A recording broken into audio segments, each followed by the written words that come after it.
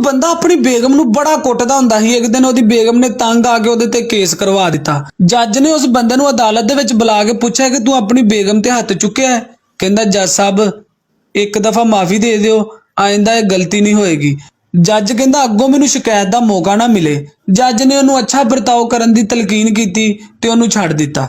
ਅਗਲੇ ਦਿਨ ਉਸ ਬੰਦੇ ਨੇ ਆਪਣੀ ਬੇਗਮ ਨੂੰ ਫੇਰ ਚੰਗਾ ਕੁੱਟਿਆ, ਉਹਨੂੰ ਫੇਰ ਅਦਾਲਤ ਦੇ ਵਿੱਚ ਪੇਸ਼ ਕੀਤਾ। ਜੱਜ ਨੂੰ ਬੜਾ ਉਹਦੇ ਤੇ ਗੁੱਸਾ ਚੜਿਆ। ਜੱਜ ਗੁੱਸੇ ਨਾਲ ਉਹਨੂੰ ਕਹਿੰਦਾ ਤੂੰ ਅਦਾਲਤ ਨੂੰ ਮਜ਼ਾਕ ਸਮਝਿਆ? ਤੇਰੀ ਹਿੰਮਤ ਕਿਵੇਂ ਹੋਈ ਉਹਨੂੰ ਮਾਰਨ ਦੀ? ਉਹ ਬੰਦਾ ਕਹਿੰਦਾ ਜੱਜ ਸਾਹਿਬ ਤੁਹਾਡੀ ਮਿਹਰਬਾਨੀ, ਮੇਰੀ ਇੱਕ ਦਫਾ ਗੱਲ ਪੂਰੀ ਸੁਣ ਲਓ, ਫਿਰ ਤੁਸੀਂ ਜਿਹੜੀ ਵੀ ਸਜ਼ਾ ਦਿਓਗੇ ਮੈਂ ਕਬੂਲ ਕਰ ਲਾਂਗਾ। ਕੱਲ ਜਦੋਂ ਤੁਸੀਂ ਮੈਨੂੰ ਛੱਡਿਆ ਮੈਂ ਥੋੜਾ ਜਿਹਾ ਫਰੈਸ਼ ਹੋਣ ਵਾਸਤੇ 2-4 ਘੁੱਟ ਪੀ ਲਏ, ਮੈਨੂੰ ਫੇਰ ਵੀ ਸਕੂਨ ਨਾ ਮਿਲਿਆ ਤੇ ਮੈਂ ਪੂਰੀ ਬੋਤਲ ਹੀ ਪੀ ਗਿਆ। ਮੈਂ ਜਦੋਂ ਆਪਣੇ ਘਰ ਆਇਆ ਤੇ ਮੇਰੀ ਬੇਗਮ ਨੇ ਮੈਨੂੰ ਬੜੀਆਂ ਗਾਲਾਂ ਕੱਢੀਆਂ। ਮੈਨੂੰ ਕਹਿੰਦੀ ਕਮੀਨੇ ਇਨਸਾਨ, ਨਾਲੀ ਦਾ ਪਾਣੀ ਪੀ ਕੇ ਆ ਗਿਆ। ਤੇ ਜੱਜ ਸਾਹਿਬ ਯਕੀਨ ਕਰੋ ਮੈਂ ਇਹਨੂੰ ਫੇਰ ਵੀ ਕੁਝ ਨਾ ਕਿਹਾ। ਮੈਂ ਕਿਹਾ ਕੋਈ ਗੱਲ ਨਹੀਂ, ਮੈਂ ਕੁਝ ਨਹੀਂ ਸੁਣਿਆ।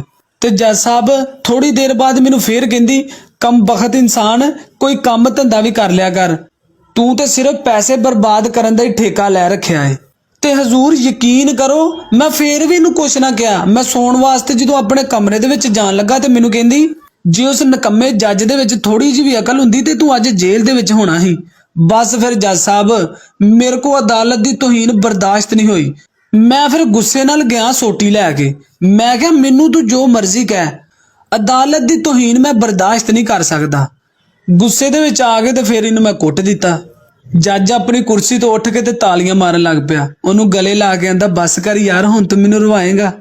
ਜਦ ਤੇਰਾ ਕੇਸ ਖਾਰਜ ਹੀ, ਸ਼ੋਹਰ ਨੂੰ ਬਾਇਜ਼ਤ ਬਰੀ ਕਰ ਦਿੱਤਾ। ਸਾਰਾ ਕਿਤੇ